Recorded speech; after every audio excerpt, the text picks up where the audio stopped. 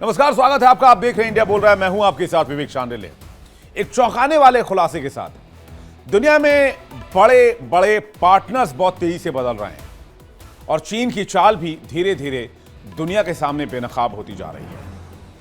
पाकिस्तान को चीन के एडवांस हथियारों से लैस कर चीन न केवल भारत के खिलाफ अपनी रणनीति तेज कर रहा है, बल्कि वैश्विक हथियार के बाजार में राफेल जैसे भारतीय जेट के खिलाफ प्रोपेगेंडा भी चला रहा है, क्योंकि चीन को अमेरिका के डिफेंस इंडस्ट्री को चुनौती देना है। डिफेंस मैन्युफैक्चरिंग में बादशाह बनने की हसरत रखता है चीन, और इसलिए चीन ने पाकिस्तान को चुना, पाकिस्तान से दोस्ती की और अपने हथियार भर भर के दिए।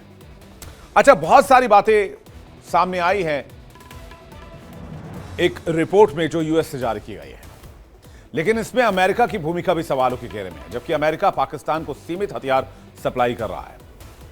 पोलैंड के साथ हाल ही में बहुत बड़ी हथियार डील ने वैश्विक सुरक्षा समीकरणों को और जटिल बना दिया है। यह डील बताती है कि हथियारों की आपूर्ति अब केवल क्षेत्रीय नहीं बल्कि अंतर्राष्ट्रीय राजनीतिक रणनीतियों का हिस्सा बन चुकी है। चीन, पाकिस्तान, गठजोड़, अमेरिका की राजनीति और पोलैंड की डील, तीनों मिलकर एक नई वैश्विक खेल की बुनियाद रख रहे हैं। लेकिन इस पूरे गेम का क्या पहलगाम टेरर अटैक से कोई कनेक्शन है? करेंगे आज इसी मुद्दे पर खुलासा और फिर एक बड़ी बहस, बड़ी डिबेट। भारत पाकिस्तान टकराव और उसके बीच चीन की भूमिका पर अब बड़ा भूचाल। अमेरिका की एक रिपोर्ट सामने आई जिसमें दावा किया गया चीन ने भारत पाकिस्तान संघर्ष को अपने हथियार को टेस्ट करने का लैब बनाया। रिपोर्ट का कहना है कि चीन ने पाकिस्तान को एडवांस सिस्टम देकर सिर्फ मदद नहीं की, बल्कि भारत की लाइव इनपुट तक पाकिस्तान को मुहैया कराए। और बहस यही कि क्या चीन भारत के राफेल के खिलाफ वैश्विक हथियार बाजार में अपना प्रोपेगेंडा सेट कर रहा है। रिपोर्ट में एक विवादित दावा है, ऑपरेशन सिंदूर में पाकिस्तान को बढ़त चीन की वजह से मिली। चीन रिपोर्ट के मुताबिक पाकिस्तान की रणनीति कारगर रही और चीन के एडवांस्ड सर्विलांस सिस्टम से पाकिस्तान को शुरुआती एडवांटेज मिले। यही नहीं, रिपोर्ट में यह भी कहा गया है कि पहलगाम आतंकी हमला एक विद्रोही हमला था, यानी आतंकवाद की श्रेणी से इसे बाहर करने की कोशिश। दरअसल यह पाकिस्तान और अमेरिका की नई नूरा कुश्ती है और भारत पर दबाव बनाने की एक रणनीति भी। यह दावा न केवल भारत की आधिकारिक लाइन से टकराता है, बल्कि यूएन तक, जिसने इस हमले को टेरर अटैक कहा, उसे भी अलग रंग देने की कोशिश कर रहा है। अब अमेरिकी रिपोर्ट के झूठ का सच हम आपको बताते हैं। बात करते हैं उन सवालों की जो भारत में उठ रहे हैं। विशेषज्ञ कह रहे हैं अगर पाकिस्तान को रणनीतिक बढ़त मिली होगी तो क्या भारत 100 मील अंदर तक जाकर जवाबी कार्रवाई कर पाता? क्या पाकिस्तानी एयरबेस तबाह हो पाते? क्या 6 पाकिस्तानी फाइटर जेट, जिसमें F-16 और J-17 दोनों शामिल बताए जा रहे हैं, वो नुकसान झेलते? क्या पाकिस्तान के एवैक्स को हैंगर में नहीं जमींदोज कर दिया गया? भारत का दावा साफ है, एविडेंस भी सामने है, हमने सैटेलाइट इमेजेस भी दिखाई पूरी दुनिया को। ऑपरेशन सिंदूर में पाकिस्तान को नहीं, भारत को बढ़त मिली, और यही वजह है विशेषज्ञ अमेरिकी रिपोर्ट को आधे सच का विश्लेषण मान रहे हैं और इसका मिश्रण बता रहे हैं। सच क्या है? भारत के आधिकारिक रिकॉर्ड और कई स्वतंत्र अंतर्राष्ट्रीय एजेंसियों के मुताबिक भारत ने पाकिस्तान के भीतर कई महत्वपूर्ण ठिकानों को निशाना बनाया। पाकिस्तानी एयरबेस को नुकसान हुआ, कई फाइटर जेट्स असमर्थ हुए और सबसे अहम, यूएन ने पहलगाम हमले को टेरर अटैक माना। यहीं से इस रिपोर्ट पर सवाल है, और इस रिपोर्ट पर एक और बात सामने आई, उस पर भी सवाल है, चीन की भूमिका को लेकर। भारतीय रक्षा विशेषज्ञों का कहना है कि युद्ध क्षेत्र में चीन की सबसे बड़ी दिलचस्पी सिर्फ पाकिस्तान की मदद नहीं थी, क्योंकि दुनिया इस बात को जानती है कि पाकिस्तान ने इस जंग में जो भारत के साथ ऑपरेशन सिंदूर के दरमियान कॉन्फ्लिक्ट हुआ, उसमें चाइनीज हथियारों का इस्तेमाल किया। चाइना का मकसद था अपने J-10C फाइटर जेट को दुनिया के सामने चमकाना और राफेल की इमेज को ग्लोबल नुकसान पहुंचाना। इसमें कहा गया है कि चीन ने राफेल के फर्जी मलबे की AI जनरेटेड तस्वीरें जारी की और यह दिखाने की कोशिश की कि उसका J-35 और J-10C राफेल पर भारी है। यानी युद्ध नहीं, बल्कि ये पूरा का पूरा माहौल, ये दो देशों के बीच न्यूक्लियर टेंशन चाइना की वजह से क्रिएट हुआ, और ये सब कुछ था वैश्विक हथियार बाजार की मार्केटिंग के लिए। तो क्या ये चीन के लिए अपॉर्चुनिटी था? बिल्कुल। चीन से पाकिस्तान को कौन कौन से हथियार मिलते हैं, ये भी देख लीजिए। यह सच है कि चीन पाकिस्तान की हथियार लाइफलाइन है। उसके पास J-10C फाइटर जेट है, JF-17 थंडर है, HQ-9 एयर डिफेंस है, टाइप 054A फ्रिगेट्स हैं, J-10 अटैक हेलीकॉप्टर है, VT-4 टैंक हैं। यानी जमीन से आसमान तक पाकिस्तान की रीढ़ चीनी हथियारों पर ही टिकी हुई है। और चीनी हथियारों को टेस्ट करने का, लाइव टेस्टिंग का अड्डा पाकिस्तान को बना चुके हैं। अमेरिकन सप्लाई अगर देखें तो अमेरिकन सप्लाई में छोटी स्तर की सप्लाई है, जैसे AIM-120, आराम मिसाइलें, F-16 अपग्रेड और 2024 में मिले 1.48 मिलियन के स्पेयर पार्ट्स। लेकिन ये पाकिस्तान की असल क्षमता को नहीं बदल सकते। पूरी तस्वीर में सबसे बड़ा खिलाड़ी सिर्फ चीन नजर आता है। यानी कि यह कहानी बुनी गई पाकिस्तान से, मेन खिलाड़ी इसमें था चीन, लेकिन मार पड़ी पाकिस्तान को और नुकसान भी पाकिस्तान का हुआ। हालांकि चीन और पाकिस्तान ने मिलकर जो नैरेटिव बनाने की कोशिश की, उस प्रोपेगेंडा वॉर में शुरुआती दौर में पाकिस्तान ने बढ़त हासिल की, लेकिन कहते हैं सच बहुत दिनों तक छिपाई नहीं जा सकती है। तो सच सामने आया, सफेद झूठ सामने आया, बहस तेज है और जवाब समय के साथ आपके सामने है। बातचीत करने के लिए मेहमानों का एक बड़ा पैनल हमारे साथ जुड़ रहा है। कर्नल XK मलिक हमारे साथ जुड़ रहे हैं, भू राजनीतिक विशेषज्ञ हैं। ग्रुप कैप्टन UK देवनाथ हमारे साथ जुड़ रहे हैं, रक्षा विशेषज्ञ हैं। मेजर आशीष चतुर्वेदी जुड़ रहे हैं, रक्षा विशेषज्ञ हैं। सजाद बुखारी पत्रकार पाकिस्तान से थोड़ी देर में हमारे साथ जुड़ेंगे, स्क्रीन पर देख पा रहा हूं, जुड़ गए हैं। स्वागत है आपका। हैदर हयात पत्रकार पाकिस्तान से थोड़ी देर में हमारे साथ लाइव होंगे। आप सभी मेहमानों का बहुत स्वागत है और दर्शकों आपका भी बहुत स्वागत है। पहला सवाल हैदर, सजाद बुखारी, डॉक्टर सजाद बुखारी से लेना चाहूंगा पाकिस्तान से, कि आपको चीन ने भी इस्तेमाल कर लिया अपने हथियारों का लैब बनाकर। आप पूरी दुनिया में एक लैब बनकर रह गए, जहां कोई भी मुल्क आता है और वहां पर लैब टेस्टिंग करके चला जाता है। और अब इस रिपोर्ट में जो बात सामने आई है कि चीन ने वैश्विक हथियारों के बाजार में अपने हथियारों की लाइव ड्रिल टेस्ट करने के लिए और उसको शो करने के लिए आपकी जमीन का, आपकी सेना का, आपके लोगों का इस्तेमाल किया। बहुत शुक्रिया विवेक जी, तमाम पैनलिस्ट को, पाकिस्तानी एक अदना से सियासियात के और सहाफत के तालिब इल्म के जो है मैं आदाब अर्ज करता हूँ। आप सबका बहुत शुक्रिया। विवेक जी, आपने बिल्कुल जिस रिपोर्ट का हवाला दिया, तो मैं थोड़ा सा इसमें मजीद ऐड कर देता हूँ। अभी रिसेंट जो एयर शो हुआ है दुबई में, तो आपके जो पायलट्स हैं उन्होंने ख्वाहिश जाहिर की कि हमने इसको छूना है, और फिर उन्होंने वहां जाके सेल्फियां भी बनाई। JF-17 थंडर, जो कि आपके राफेल्स के लिए एक ख्वाब है, डरावना ख्वाब जो हमेशा रहेगा। और दूसरा जो आपने इस रिपोर्ट का जिक्र किया, तो इस रिपोर्ट के अंदर अभी आपने इंट्रो के अंदर बड़े खूबसूरत अंदाज से एतराफ जुर्म कहें, एतराफ ठुकाई कहें, एतराफ तबाही कहें, वो आपने किया। और उसके बाद आपने चाइना का जिक्र करते हुए कि चाइना के वेपन्स इस्तेमाल हुए, और आपने यकीन जाने आज विवेक जी, आज अपनी धुलाई और ठुकाई खुद ही कर दी है, तस्लीम कर दिया है कि आपकी तबाही हुई है, चाइना उसमें शामिल था। मेरे भाई, हमारे साथ चाइना शामिल था। आपने फ्रांस को बदनाम किया, आपने रूस को बदनाम किया, आपने इजरायली वेपन्स को बदनाम किया। आप तो आधी दुनिया का हथियार जमा करके हमारी तो ज्वाइंट JF-17 थंडर बाकमाल और स्पेसिफिक टारगेट वाला, जिसकी पजीराई हुई दुबई एयर शो में भी, और आपके इंडियंस जो पायलट्स हैं उन्होंने उससे सेल्फियां लेने की कोशिश की। अच्छा, तो बड़ा जबरदस्त लगा मुझे विवेक जी। पाकिस्तान कौन से फाइटर जेट बनाता है? हम तो तेजस बनाते हैं, हम तेजस MK-1 भी बना रहे हैं, हम तेजस का फिर एडवांस वर्जन भी बना रहे हैं, 5th जनरेशन भी बना रहे हैं। आप किराए के सामान पर कह रहे हैं कि आपने बढ़त हासिल कर ली, और अमेरिका में जहां पर आपके आसिम मुनीर ने जाकर इतनी जबरदस्त लॉबिंग की, पैसे फेंके सिर्फ और सिर्फ डोनाल्ड ट्रंप के गुड बुक में आने के लिए, उस लॉबिंग की वजह से आपको लग रहा है कि ये रिपोर्ट में जो बहुत खुशी वाली बात सामने आ गई है और आपकी तारीफ कर दी गई है? रिपोर्ट में ऐसा कुछ नहीं है। रिपोर्ट में सिर्फ और सिर्फ आपको एक प्रॉक्सी बताया गया है। विवेक जी, आप एक तरफ तो जो है वो अमेरिका के हवाले से हमारे लिए आपने एक मनफी प्रोपेगेंडा रखा हुआ है कि पाकिस्तान तो पता नहीं भीख मांगता रहता है, इनके पास तो पैसे नहीं है, इनको तो खाने के भी पैसे नहीं है। अभी ये जो है रोटी की जगह पापड़ खाते हैं और पानी की जगह पे ये चाय पीते हैं, जुराबें उतार के सोते हैं। अब चले, और मैं क्या बताऊं। और दूसरी जानिब आप ये तस्लीम कर रहे हैं कि हमारी लॉबिंग आपसे ज्यादा मुअस्सर है, हम आपसे ज्यादा ताकतवर हैं, हमारे डिप्लोमेट्स, हमारा डायस्पोरा, हमारी लॉबिंग पैसे के डिप्लोमेसी, दम पे भाई साहब, पॉलिटिकल विल, ये हमारी जियो स्ट्रेटेजिक इंपॉर्टेंस, आईएमएफ हमारी से, जियो स्ट्रेटेजिक ये डेप्थ, हमारी पॉलिटिकल और रीजनल पॉजिटिव आईएमएफ अप्रोच। से लिया और आईएमएफ वाला पैसा इधर से निकाल के इधर दे दिया उधर। अरे भाई अपना कमा खा के खर्च कीजिए ना, खर्च करने का इतना ही शौक है तो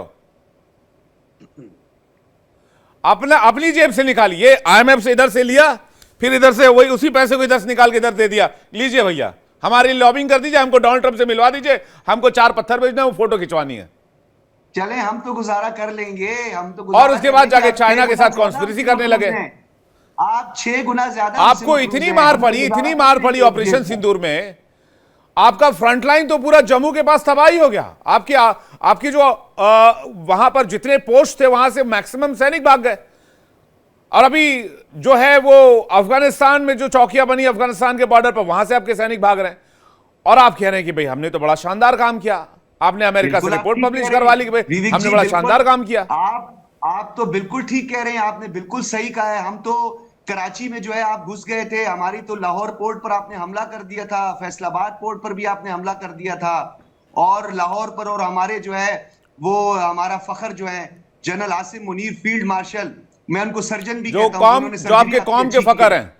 आपने आपने यकीन जाने, मैं आपको सच्ची बात बताऊं, ये मान लें, ये तस्लीम कर लें, इसके पीछे सिर्फ एक जो आपकी हिंदुत्व सरकार है, ये उसका एक बयानिया है, ये वो चुड़ैल सरकार है नहीं जो है, आपके साथ वो मिलके वो बेच रहे हैं। पाकिस्तान के लिए खौफ का दूसरा नाम है, वो आपके लिए आपके लिए डर का सुक्की है, दूसरा नाम है, वो सरकार आपके नहीं लिए है। सुक्की है, यही काफी है कि आपके वो लिए ये पूरी दुनिया में सुक्की की आप बाइस बन सोचिए गई कि है पूरी। आप इस बात से शक पकाए हुए हैं, इस बात से आपकी आवाम, आपके लोग डरे हुए हैं, आवाम तो नहीं कहूंगा मैं, आपके लोग जो वहां पर हुक्मरान हैं और जो फौज में, इस बात से डरे हुए हैं कि बिहार में बीजेपी जीत गई फिर से। इसलिए पाकिस्तान में चर्चा है, बहुत बहुत बड़ी मात्रा में चर्चा है इस बात को लेकर कि भाई बीजेपी रुक कैसे नहीं पा रही है, या देखिए, मेरी मोदी बात सरकार सुने, को कोई रोक जब कैसे नहीं आप पा रहा साथ है। होंगे, मेरी बात तो मैं सुने, इसलिए कह रहा हूं, ये थोड़ा सा जब मेरी डिविएशन बात हो जाएगा, सुने ना, वो सरकार नहीं है, वो खौफ है आपके लिए। सुने मेरी बात सुने, और आपको यह जब भी आप पता है कि साथ दिल्ली होंगे, में जो हमला हुआ उसका जवाब भी आप तक जाने वाला है। जब आप साथ होंगे, फॉल्स फ्लैग ऑपरेशन साथ होंगे, और झूठा पहलगाम होगा, झूठे पलवामे होंगे, तो फिर आप जीतेंगे। आप इसीलिए तो ये सब कुछ करते, मैं आपको कहता हूं कि अपनी सेना को सियासत की भेंट मत चढ़ाएं, उनको अपने पॉलिटिकल और इसलिए ऑब्जेक्टिव के लिए आप हमारे आपने आर्मी न ऑफिसर्स के एआई वीडियो एडिट करके फिर उसको आप प्रोपेगेंडा में ले जाते हैं और उसको आप फेक न्यूज, फेक नैरेटिव फैलाते हैं, राइट। मैं यूके देवनाथ जी के पास जा रहा हूं। यूके देवनाथ सर, ये ग्लोबल कॉन्स्पिरेसी किस तरह से रची गई और इसमें पाकिस्तान का कैसे इस्तेमाल किया गया, लेकिन पाकिस्तान को आज भी इस बात का इल्म नहीं है और वो आज भी टूल बने हुए हैं। विवेक जी, होता यह है कि विश्व में भारत की फौज का एक प्रेस्टीज एंगल है। दुनिया में कहीं पे भी जब एक्सरसाइज होती है, चाहे अमेरिका में जॉइंट एक्सरसाइज हो रही हो या यूरोप की आर्मी एयरफोर्स के साथ जॉइंट एक्सरसाइज हो, भारत की आर्मी, एयरफोर्स और नेवी ने हमेशा झंडा गाड़ा है। सबसे बड़ी बात है कि जैसे रेड फ्लैग एक्सरसाइज होती है, उसके दौरान अमेरिकन कमांडर्स ने बार बार सामने आके कहा है कि भारत का जो कॉम्बिनेशन था, लास्ट रेड फ्लैग एक्सरसाइज की बात कर रहा हूं, जिसमें भारत ने सुखोई 30 और मिराज 2000 को डिप्लॉय किया था, भविष्य में हम राफेल को भी भेजने वाले हैं। तो यूएस एयरफोर्स के सीनियर अफसर्स ने आके कहा था कि भारत के पायलट्स ने जिस तरह से सुखोई 30 का इस्तेमाल किया वो काबिल तारीफ था। जहां तक सिंदूर की बात है, ठीक है, हमारे पाकिस्तानी दोस्त जो कह रहे हैं सही है गलत है, उनको दिल से मालूम है, वो अंदर की खबर जानते हैं। लेकिन जो इंटरनेशनल मीडिया में वेरीफाई हो चुका है वो ये है कि भारत ने 9 जगह आतंकवादी ठिकानों को नष्ट किया और ये हमें रोक नहीं पाए, और हमने 11 इनके एयरबेस और रेडार स्टेशंस और 2 जगह पे तो इनके बड़े बड़े क्या कहें, आतंकवादी जहां पर मदरसे खोले हुए थे उन पर हमले किए, और दोनों को हमने नेस्तनाबूद किया, दुनिया की मीडिया के सामने है। सबसे बड़ी बात है कि अब भारत में कोई भी इन्होंने खुद भी, ना पाकिस्तान की एयरफोर्स ने, ना पाकिस्तान की डीजी आईएसपीआर ने भारत के अंदर घुस के किसी हमले का दावा किया, ना इन्होंने हमारे किसी एयरबेस के रनवे को या इंफ्रास्ट्रक्चर को या हैंगर को डैमेज करने का दावा किया। इन्होंने सिर्फ एक ही दावा किया कि इन्होंने हमारे जहाज गिरा दिए। हम्म। अब हमारे जहाज जो इन्होंने गिराए, मैं तो खुद फाइटर पायलट था, हम्म।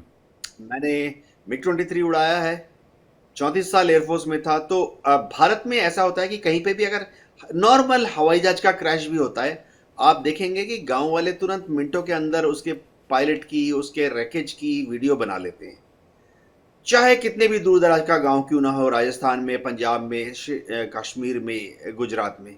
लेकिन एक्सरसाइज सिंदूर के दौरान पाकिस्तान ने जितने दावे किए, अब मैंने भी कोशिश की कि कहीं से कोई वीडियो क्या इंडियन मीडिया में आ रहा है जिसमें हमारे गांव वाले ने किसी रफाइल की या हमारे किसी फाइटर विमान मीडिया का रैकेज का फोटो दिया। सोशल मीडिया पर भी सर, सोशल मीडिया पर भी कहीं नहीं था।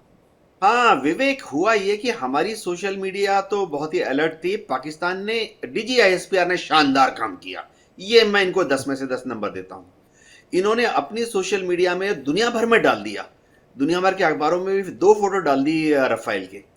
अब जब हमारी एयरफोर्स ने जब उसको ठीक से स्क्रूटनी की, डीजीआईएसपीआर के रफाइल की फोटो दोनों ही सच्ची निकली। रफाइल की फोटो थी और क्रैश था, जमीन पे टुकड़े टुकड़े पड़े हुए थे। लेकिन दोनों फोटो जब एनालाइज किया गया क्लोजली हमारे एयर हेडक्वार्टर में, तो देखा गया एक रफाइल की जो फोटो थी क्रैश था, वो यूएई का रफाइल था, जो कि आज से 4-5 साल पहले क्रैश हुआ था। पाकिस्तान की मीडिया ने उसी को डीजीआईएसपीआर ने टच करके डाल दिया। और दूसरा रफाइल, मैं फिर से इनको 10 में से 10 नंबर देता हूं, इंडियन एयरफोर्स का जहाज था, इंडियन एयरफोर्स का जहाज था, उसमें इंडियन एयरफोर्स के क्रस्ट नजर आ रहे थे, वो भी सही था, एकदम सही, दुरुस्त। लेकिन विवेक जी, वो हमारी एयरफोर्स का जहाज आज से 2 साल पहले क्रैश हो चुका था। इन्होंने उसी फोटो को टचअप करके एआई लगाकर हमारा जहाज बनाकर ये दिखाया कि सिंदूर में गिराया। तो डीजीआईएसपीआर को 10 में से 10 नंबर फॉर प्रोपेगेंडा। जी विवेक। बिल्कुल। और 10 में से 10 नंबर फॉल्स और फेक नैरेटिव फैलाने के लिए भी, जिस तरह का फॉल्स न्यूज़ इन्होंने, फेक न्यूज़ फैलाया, ये बहुत कमाल के लोग हैं वैसे फेक न्यूज़ स्प्रेड करने में। खासकर डीजीआईएसपीआर की जिसकी आपने बातचीत की, वो इस काम में बेशक बहुत माहिर माने जाते हैं। हैदर हयात हमें पाकिस्तान से इस वक्त ज्वाइन कर रहे हैं। हैदर, स्वागत है आपका। मैं कर्नल एसके मलिक का एक रिस्पॉन्स चाहूँगा, उसके बाद मैं मेजर साहब आपके पास और हैदर साहब आपके पास आ रहा हूँ। विवेक नमस्कार, और सभी पैनलिस्ट को मेरा नमस्कार जी। विवेक, देखिए, जो अपने सर बोल रहे थे, मेरे ख्याल से मैं ये बात रियलिटी के काफी नजदीक है। पाकिस्तान हमेशा प्रोपेगेंडा फैलाता है, और पाकिस्तान के लिए प्रोपेगेंडा इसलिए कामयाब होता है कि देखिए, अगर आपकी आवाम पढ़ी लिखी है तो वो 10 जगह उसको काउंटर चेक करेगी, फैक्ट चेक करेगी, डी फैक्ट चेक करेगी, बहुत कुछ चेक करेगी। लेकिन पाकिस्तान की जो जनता है वो एक तरह से देखा जाए बेचारी अपनी रोजी रोटी में इतनी व्यस्त है कि उसको इन चीजों की फुर्सत नहीं है। और दूसरी बात यह है कि अनपढ़ जो जनता होती है, मतलब डोंट टेक इन डेरोगेटरी वे, अनपढ़ जनता को बेवकूफ बनाना बहुत आसान होता है, उसके अंदर प्रोपेगेंडा फैलाना बहुत आसान होता है। ये क्रिकेट मैच और हर जगह ये 6-6 की उंगलियां दिखा के कहते हैं, ठीक है, आप 6 नहीं 16 दिखाइए, हमें फर्क नहीं पड़ता। हमको मालूम है कि जन्नत की हकीकत क्या है, हमने किया क्या है आप लोगों के साथ। देखिए मेरी बात सुनिए, ये पूरा खेल ये हथियारों की बिक्री का है विवेक। अभी मतलब मैं थोड़ा सा एक एग्जांपल देना चाहूंगा। ये अमेरिका और यूरोप क्या कर रहे हैं पूरा रशिया के साथ और यूक्रेन के युद्ध में, पूरा हथियारों का खेल, पूरा इकोनॉमिक्स का खेल है। पैसा जिसके पास है वो मजबूत है, और यही काम किया कि एक लेबोरेटरी को बनाया पाकिस्तान को चाइना ने ये तो हथियारों की लेबोरेटरी बनाई। चाइना ने पाकिस्तान को इकोनॉमिक लेबोरेटरी बनाया हुआ है सालों सालों से। कभी वहां कुछ शुरू करते, कभी शुरू करते, फिर वापस हाथ खींच लेते, फिर कर्जा देते हैं, फिर उनको वापस मांगते हैं। तो ये एक सीरीज, एक साइकिल है वहां पे, विशेष साइकिल है जो चलता रहता है वहां पे। उन्होंने वहां पे एक पोर्ट बनाने की कोशिश करी कि अगर हम यहाँ से ना जाएं, जो कि अपना साउथ हिंद महासागर से ना जाके, और अपना वहां पे सी पैक बना के अपना व्यापार बढ़ाए। ये सारा खेल पैसे का है। हुआ क्या है कि इंडोनेशिया खरीदना चाहता था आपके राफेल को, उसको डिस्करेज करने के लिए इन्होंने बहुत अच्छा मौका दिया और इन्हें पूरा प्रोपेगेंडा मशीन चालू कर दिया। जैसे डीजीआईएसपीआर है, वो तो महारत हासिल है यही चाइना के ग्लोबल टाइम्स और सब कुछ इतने फेक अकाउंट्स क्रिएट किए गए ड्यूरिंग ऑफ सिंदूर 4 दिन के टाइम में। आप समझिए हजारों हजारों फेक अकाउंट्स क्रिएट किए गए जिनके माध्यम से ये फैलाया गया हमारे जो।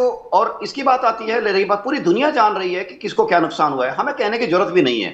और हम क्यों कहें, पाकिस्तान ने तो हमारे लेडी अफसर को भी पकड़ लिया एआई के थ्रू, उन्होंने तो हमारी लेडी फाइटर को भी अपनी जेलों में डाल दिया एआई के थ्रू। कहां है वो हमारे प्रेसिडेंट के साथ है, हमारे प्रेसिडेंट के साथ एक सम्मानीय तरीके से उनको सोटी दिला रही हैं। और ये पाकिस्तान वाले हैं, ठीक है, हम उनको ग्रांट करते हैं, उनको खुश होने का अधिकार है, उनको खुश होना चाहिए। वो अपने जीवन में, अपनी जीवन के अपनी वर्ल्ड में रहते हैं, उनके रहने देने में मेरे ख्याल से उनको रहने देना चाहिए। अमेरिका ने खुद ये अपना, ट्रंप साहब ने माना है कि नहीं 7-8 जो है ना फाइटर डाउन हुए हैं, 7-8 फाइटर पाकिस्तानी डाउन हुए। और अमेरिका को क्या हुआ था, इतनी बेचैनी हो गई थी जो, क्योंकि कारण ये है कि वो एसेट्स तक भारत पहुंच गया था जहां तक इनको कतई उम्मीद नहीं थी कि इंडिया यहां पहुंच जाएगा। रही बात ये, हम कहां तक पहुंचे, अगर आप स्ट्रेटेजिकली देखिए, हम 170 किलोमीटर अंदर तक गए हैं। अगर डेप्थ की बात करें 170 किलोमीटर, क्या कभी किसी वर्ल्ड में किसी ने माना था कि पाकिस्तान के खिलाफ जो अपने को उम्मा का लीडर बताते हुए, और उसके बाद क्या था, मैं परमाणु हथियारों का मैं मालिक हूं, मैं मुस्लिम जगत में अकेला परमाणु हथियारों का मालिक हूं, ये पाव बम का सारा मिथ तोड़ डाला, कुछ छोड़ा, कुछ नहीं छोड़ा है। और रही बात यह है कि अब पाकिस्तान अब जितने भी कह ले कि हमने ये डाल दिया वो डाल दिया, इट्स ओके, आप कहते रहिए। आप तो हमको सन 65 में भी हरा चुके हो, आप तो 71 में भी हरा चुके हो, आप तो कारगिल में भी हरा चुके हो, आप तो सिंदूर में भी हरा चुके हो हमको। ठीक है, आप खुश रहिए, हमें कोई नहीं, हम चल रहे हैं अपने रास्ते पे, हाथी चलता रहता है, बाकी लोग जो करना है करते रहते हैं। हमें अपनी प्रोग्रेस का रास्ता है वो चलना है। हम मिलिट्री टावर तभी बनाएंगे जब हमारी इकोनॉमिक पावर बनेगी। ये पाकिस्तानी फौज की एक लाइन जो है, जो बहुत उन पर फिट बैठती है, हम तो डूबेंगे सनम, तुम्हें भी ले डूबेंगे। और चाइनीज हथियार बाजार जो सोच रहे थे कि भाई ये करवाने के बाद हमारे जो इंडस्ट्री है उसमें 4 चांद लग जाएंगे, वो औंधे मुंह गिर गया। इसकी पूरी रिपोर्ट मैं अभी बता दूंगा। मैं एक छोटा सा रिएक्शन हैदर हयात से, फिर मेजर साहब आपके पास आ रहा हूं, ले लूं, फिर मैं बताता हूं पूरी रिपोर्ट में क्या है, कैसे चाइनीज डिफेंस इंडस्ट्री को सबसे बड़ा झटका लगा 10 मई के बाद से। हैदर हयात। बिस्मिल्लाहिर्रहमानिर्रहीम। बहुत शुक्रिया विवेक। मुझे हैरत होती है, आप लोग प्रोपेगेंडा के इल्जाम पाकिस्तान पर लगाते हैं,